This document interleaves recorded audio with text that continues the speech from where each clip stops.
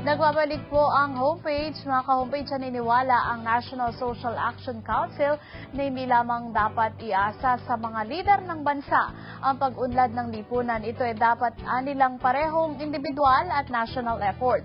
Kaya naman sa pamagitan ng Presidential Decree No. 294 na nag-aatas na magtatag ng isang organisasyon gaya ng National Social Action Council na naglalayong matulungan nga po ang gobyerno, relihiyon at pribadong sektor sa kanilang mga programa at proyekto na magiging daan sa pagsulong ng bayan. At kaugnay niyan ay makakasama po natin ngayong umaga si Direktor Pedro Maglaya, ang Director for Chairman din po ba ng Commission on Moral and Spiritual Development ng National Social Action Council. Good morning po at welcome po sa homepage. Good morning, ma'am. Opo. Para po sa kabatiran ng ating mga taga-subaybay, Director Maglaya, ano ho ba yung National Social Action Council? Katulad ng ipinaliwanag po ninyo na pamamagitan ng Presidential Decree ng panahon ni Presidente Marcos na nagkaroon ng Count Concilio at amended by 294 na maging trisectoral government, private and religious, tatlo po. May apat na komisyon under this organization headed by a executive board. Commission on Moral and Spiritual Development. Yun po yung inyo. Yung akin. Commission on Education and Culture. Okay. Dean Elda Maglaya. Happens to be my wife. Your better half? Yeah, but he's not with us today. And then we have Public Safety, Bishop Piñoso, and then we have Economic Development. So ito po yung apat na konseho o komisyon na sabi nga natin na ito din yung apat na mga mahalagang aspeto sa lipunan na dapat tugunan po. Upang makatugon ng mga pangangailangan at mga problema ng ating lipunan. Yes, ma'am. Nung umpisa ay naging advisor to the President. But hindi lang being advisor, but they have power to implement some programs. Kaya nagkaroon itong presidential decree, and then further magnified by the presidential proclamation ni President Cory 294, Moral and Spiritual Guidance Week for all government officers and employees. So, yun, napaka-importante ho pala Yes, yan. ma'am.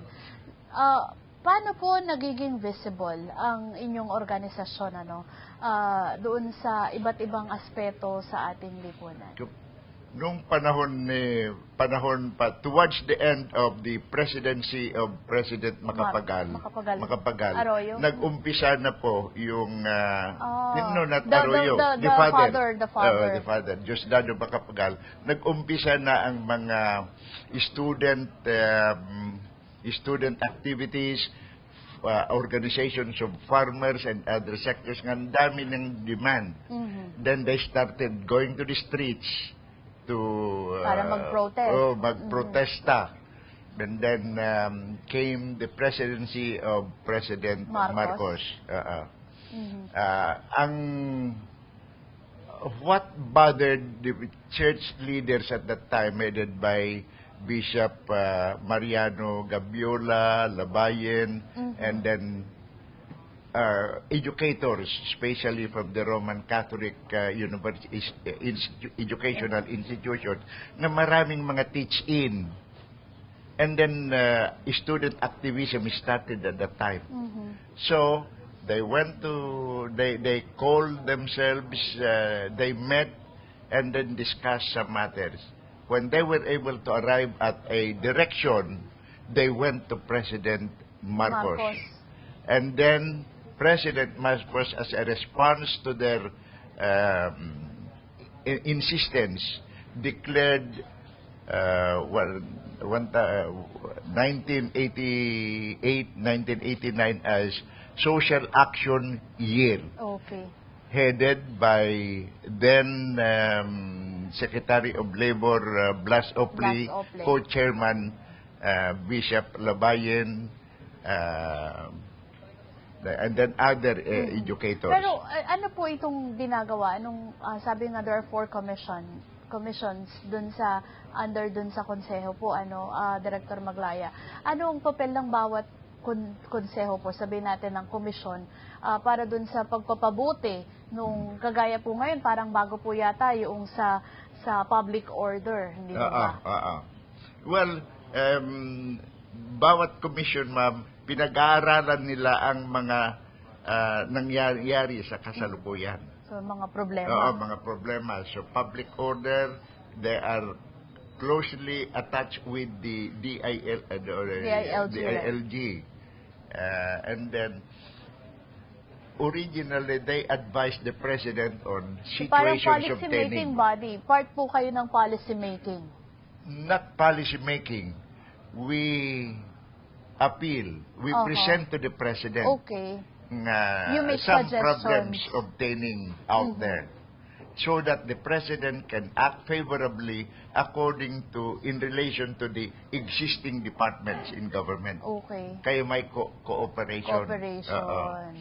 And then, ang development, because of the good effect, ma'am, they thought of having a council so that not only planning, not only studying and planning, but also to implement.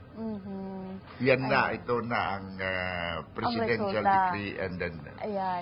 Kung hindi po ako nagkakamali, merong gagawing 12th National Tri-Sectoral Congress ang NASAC. Yes, ma'am. Sa Biyernes. Ano po nga asahan natin dito? Of course, our National Treasurer will make a report. The acting Vice Chairman will give our official report for the last 3 years, and then we will also have an election of new members of the board. Of officers. Ayan. Pero ito pong ahensya na ito, bagamat sabi nga, produkto siya nung dating mga administrasyon, very active pa rin ho siya. At hindi tinangka na lusawin, parang gano'n.